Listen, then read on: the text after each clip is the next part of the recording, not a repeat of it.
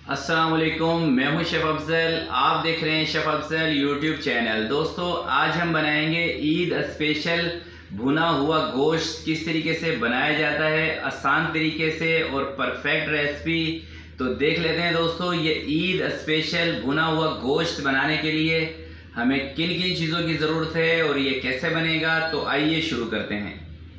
बिस्मिल्लाहिर्रहमानिर्रहीम। तो दोस्तों, 2 किलो लिया है बीफ का हड्डी वाला गोश्त और प्रेशर कुकर में इसको बनाएंगे, क्योंकि हमें इसको जल्दी बनाना है।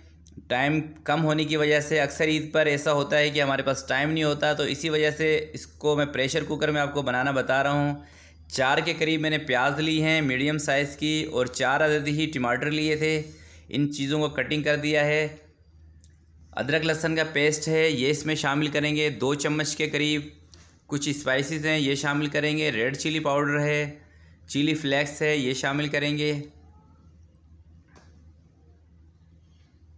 हल्दी पाउडर शामिल करेंगे इसके अंदर।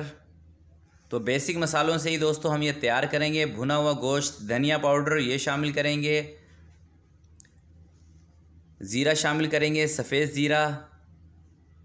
नमक शामिल करेंगे 1 चम्मच। ज़ीरा पाउडर भी इसमें शामिल करेंगे आधा चम्मच। और 1.5 कप के करीब इसमें पानी शामिल करेंगे, क्योंकि दोस्तों हम इस गोश्त को बना रहे हैं प्रेशर कुकर में। अगर जो आप कढ़ाई में बनाएं, पतीले में बनाएं, तो फिर आपको इसमें पानी थोड़ा सा ज़्यादा करना पड़ेगा। तो तकरीबन 12 से 15 मिनट तक के लिए इसको हम कुक करेंगे। 3 मिनट इसको हाई फ्लेम पे रखेंगे, उसके बाद मीडियम फ्लेम पे चलेगा। तो इंशाल्लाह मिलते हैं 15 मिनट के बाद, जब गोश्त हमारा टेंडर हो जाए। तो माशाल्लाह से दोस्तों 15 से तो ज़्यादा टाइम हो गया है मुझे इसको कुकर को बंद किए हुए। 15 मिनट इसको मैंने पकाया था। तो ज़बरदस्त तरीके से गोश्त हमारा टेंडर हो चुका है। तो इसको एक कढ़ाई के अंदर ट्रांसफ़र कर लेते हैं और फाइनल लुक की तरफ चलते हैं। इसको फाइनली पकाते हैं। अब इसके अंदर हमने दही शामिल करनी है, और अब इसकी जो भुनाई है वो भी दोस्तों हाई फ्लेम पे करेंगे। तकरीबन 5 से 7 मिनट इसके लगेंगे भुनाई करने में।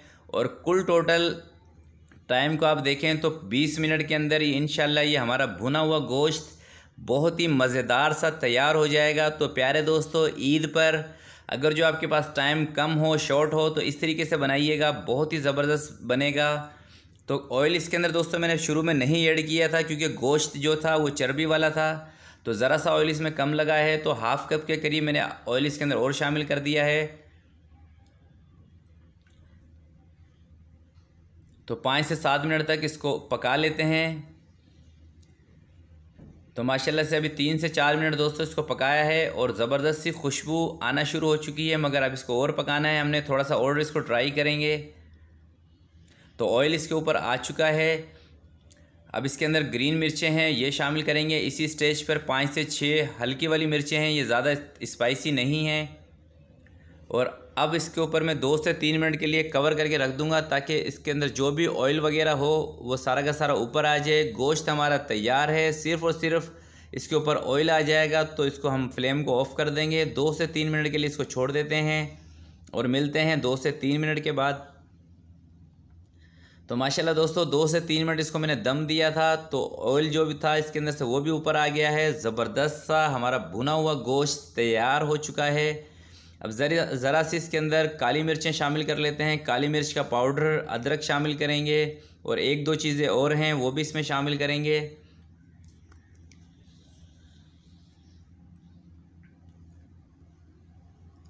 तो माशाल्लाह से आप इसका लुक देखें, कितना ज़बरदस्त सा लुक है भुने हुए गोश्त का। तो दोस्तों फ्लेम को मैंने ऑफ़ कर दिया है। अब इसके अंदर ब्लैक पेपर ये शामिल कर लेंगे, ½ टी स्पून।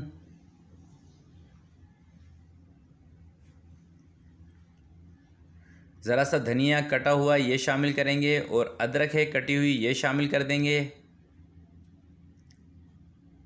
और अब इसको डिश आउट करके फाइनल लुक आपके साथ शेयर करते हैं।